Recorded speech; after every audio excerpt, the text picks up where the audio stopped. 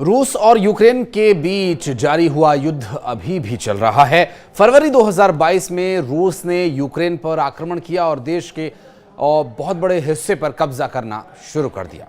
नमस्कार, मैं हूं आशीष त्रिपाठी और न्यूज़ 18 के इस वीडियो में स्वागत है।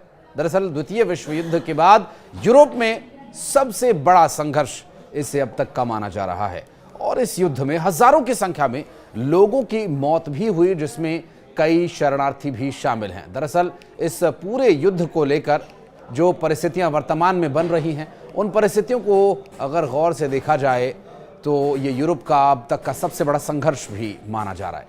दरअसल इस युद्ध में कितने ही लोग काल के गाल में समा गए, कितने ही शरणार्थी जिनकी मौत हुई।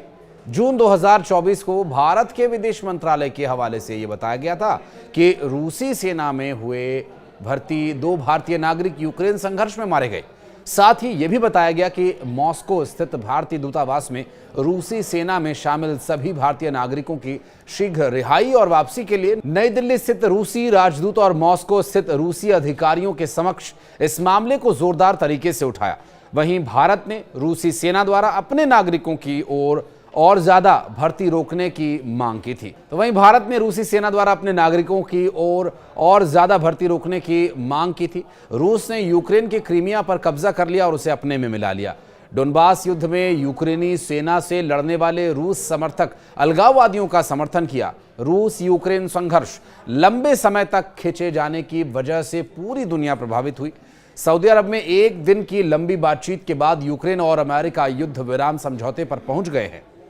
जब यह घोषणा हुई तो सभी की निगाहें इस तरफ लग गईं कि अब इस पर रूस की क्या प्रतिक्रिया होगी। अमेरिकी विदेश मंत्री मार्को रूबियो ने भी यह कहा कि गेंद अब रूस के पाले में है। रूसी राष्ट्रपति व्लादिमीर पुतिन ने आखिर इस मुद्दे पर अपनी चुप्पी तोड़ी। उन्होंने यूक्रेन में युद्ध को अस्थायी रूप से रोकने के विचार पर अपनी सहमति जताई, लेकिन उन्होंने कुछ सवाल भी उठाए जिन पर वो अमेरिका के साथ चर्चा करना चाहते हैं। उन्होंने इस बात पर जोर दिया कि किसी भी युद्ध विराम से लंबे समय तक हासिल होने वाली शांति स्थापित होनी चाहिए।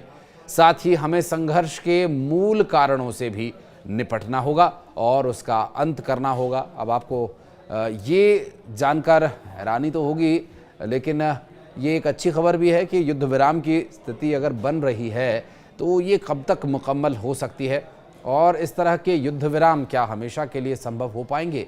विश्व शांति की ओर जिस तरफ प्रधानमंत्री नरेंद्र मोदी बात करते हैं, चाइना जैसे पड़ोसी देश से भी संबंध सुधारने का वो जिक्र करते हैं, तो क्या रूस यूक्रेन के बीच की ये दूरियां खत्म हो पाएंगी, ये भी देखने का विषय होगा। इस बारे में कुछ अगर आप कहना चाहते हैं तो ज़रूर आप हमारे कमेंट सेक्शन में आकर अपनी राय रख सकते हैं।